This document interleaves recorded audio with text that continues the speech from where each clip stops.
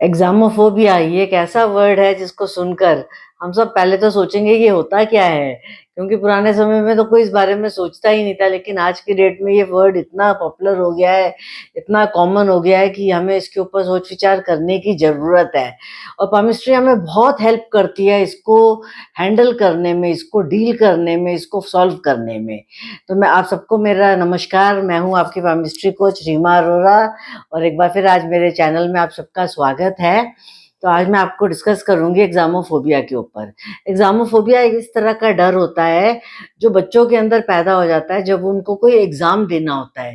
अगर school level के बच्चे हैं, तो उनको कहीं न कहीं जब भी स्कूल में एग्ज़ाम्स होंगे, तो उनको गूज़बम्प्स होने लग जाएँगे, उनके पेट में दर्द हो जाएगा, उनको लूज़ मोशंस लग जाएँगे, उनको फ़ीवर हो जाता है। मतलब वो इतना घबराते हैं एग्ज़ाम नाम से कि उनको बहुत डर लगता है। इसी तरीके से आज की अभी इन दिनों जैसे जेईई के एग्ज़ाम्स चल रहे थे, नीट के एग्ज़ाम चल रहे हैं, अलग-अलग कॉम्पिटिटिव एग्ज़ाम्स चल रहे होते हैं, तो बच्चों के अंदर एक इतना डर बैठ जाता है, एक इतना फ़ियर बैठ जाता है कि उनको समझ ही नहीं आता कि वो क्या करें। और इससे भी बड़ी बात क्या है कि जो लोग सब कुछ क्लियर करके नेक्स्ट लेवल के स्टेज पे जा रहे हैं, joining of a new work, उस चीज़ का भी फ़ियर उनके अंदर इतना सीवियर होता है। वो कहीं न कहीं इतने घबराए होते हैं कि क्या मैं अपना बेस्ट परफ़ॉर्म कर पाऊँगा? क्या मैं सही से जज कर पाऊँगा आप सब चीज़ों को? क्या मैं एनालाइज़ कर पाऊँगा? क्या मैं अपने आप को बेस्ट प्रूफ कर पाऊँगा? क्या मैं इस जॉब के लिए सही बना हूँ? एटसेट्रा करके उनके दिमाग में मल्टीपल क्वेश्चन्स चल रहे होते हैं। तो जब वो वहाँ पर आकर थक जाते हैं, तब ये वाला वर्ड हमें सॉर्ट आउट करना पड़ता है कि किसी भी चीज़ से मत डरिए। डर एक ऐसा फ़ियर फैक्टर है जो आपको हर काम करने में रोकता है, तो हमें उससे बाहर निकलना है। मैं कल एक मूवी देख रही थी गुंजन सक्सेना के नाम से, जिसमें एक लड़की पायलट बनती है, तो उसको हर जगह यही सिखाया जाता है कि वहाँ पर सॉरी वर्ड नहीं चलेगा और वहाँ पर फ़ियर वर्ड नहीं चलेगा। आपको इस फ़ियर से बाहर निकलना पड़ेगा, तभी आप फ्लाइंग कर सकते हैं, तभी आप एक वॉरियर बन सकते हैं और तभी आप देश के लिए लड़ सकते हो। और उसी तरीके से उस लड़की ने कारगिल के वॉर के लिए लड़ाई की थी रियल लाइफ़ में।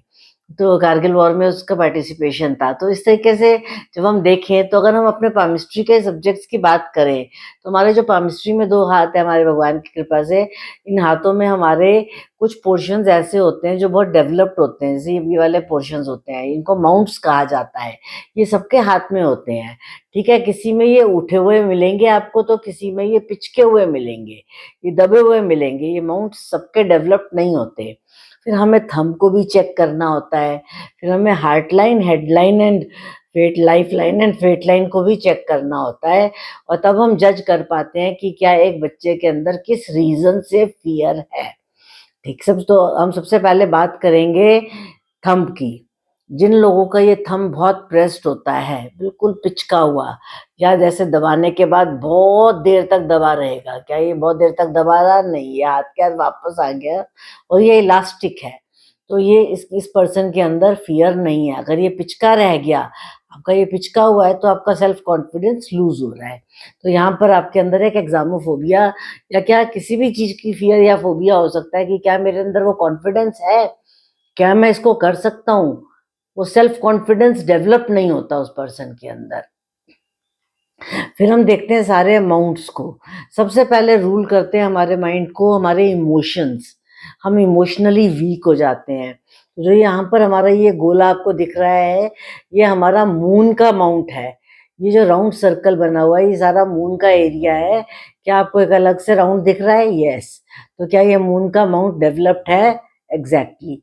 अगर ये गोला बन गया और ये मून का माउंट डेवलप्ड हो गया, इसका मतलब आप इमोशनली इतने स्ट्रॉन्ग हो कि आपको कोई भी चीज़ का डर नहीं लगेगा, यहाँ तक कि डेथ का डर भी नहीं होगा आपको। आपके अंदर किसी भी चीज़ का फ़ियर फैक्टर नहीं है। You are so strong enough कि that you can fight for anything. तो ये वाला फैक्टर हमें किसी भी कॉम्पिटिटिव एग्ज़ाम में बहुत हेल्प करता है। हमें इसको उठा के रखना है, हमने अपने मूड को स्ट्रॉन्ग बनाए रखना है। ये हमारे इमोशंस हैं। और अगर हम लाइन्स में देखें, तो हमारी इमोशनल लाइन हमारी हार्ट लाइन होती है। तो ये लाइन जितनी नीट एंड क्लीन बनी होगी, जितनी वेल डेवलप्ड होगी, जितनी लंबी होगी, अब ये लाइन सोसाइटी तक जा रही है, तो ये आपको स्ट्रॉन्ग बना रही है कि सोसाइटी में आपकी हेल्प करने के लिए सब लोग खड़े होंगे।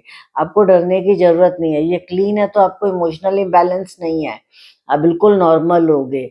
तो यहाँ पर आपको एक इमोशनल सपोर्ट मिल गया, तो इमोशनल फैक्टर्स आपको फ़ियर एंड फ़ोबिया नहीं दे रहे। एग्ज़ामोफ़ोबिया, एग्ज़ाम प्लस एक फ़ियर नहीं आ रहा आपके अंदर।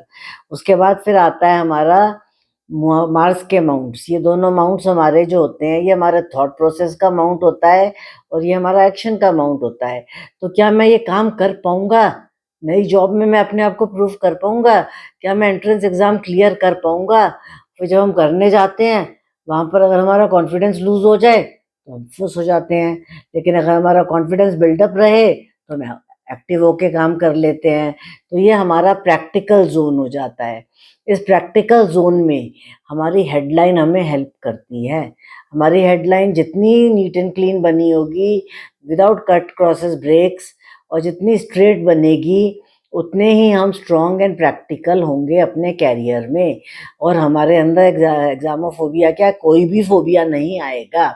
तो हमें फ़ियर्स एंड फ़ोबियाज़ से निकलना आना चाहिए। उसके बाद ये हमारा वीनस की लग्ज़रीज़ है और ये हमारी लाइफ़लाइन है। ये ज़ोन जितना बड़ा होगा और जितना डेवलप्ड होगा, उतने ही हम अपनी लाइफ़ में लग्ज़रीज़ में रहते होंगे।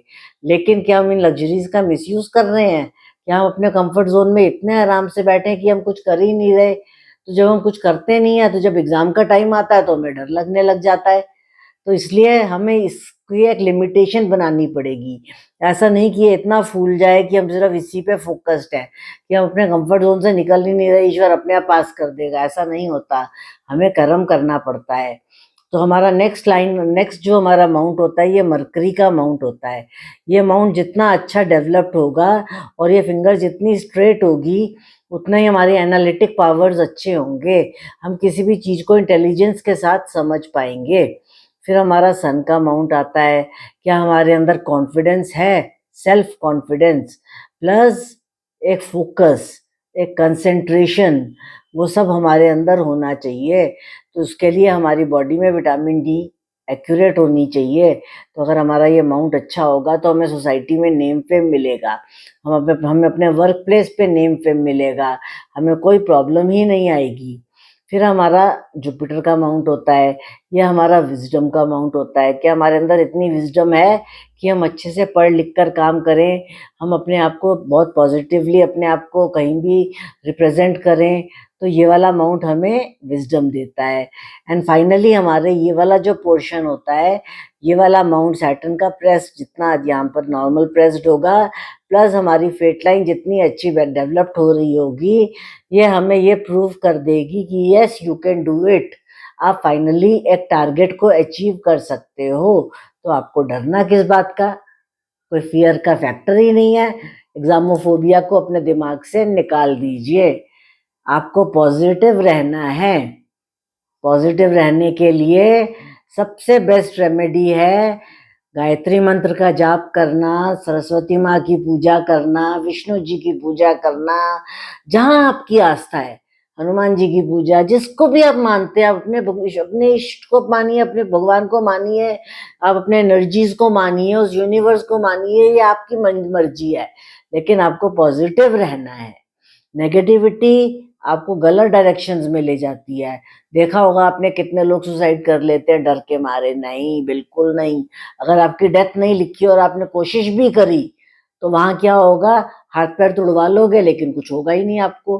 तो इसलिए ये गलती बिल्कुल नहीं करनी है। Just be focused, concentrate on the best results और पॉजिटिव रहकर अपने टारगेट्स को अचीव कीजिएगा। So all the best to all the students and all the new people, all those who are watching this video, कि वो आगे life में grow करें, आगे फ्लरिश करें एंड बेस्ट रिजल्ट्स को अचीव करें। Thank you, God bless you, take care.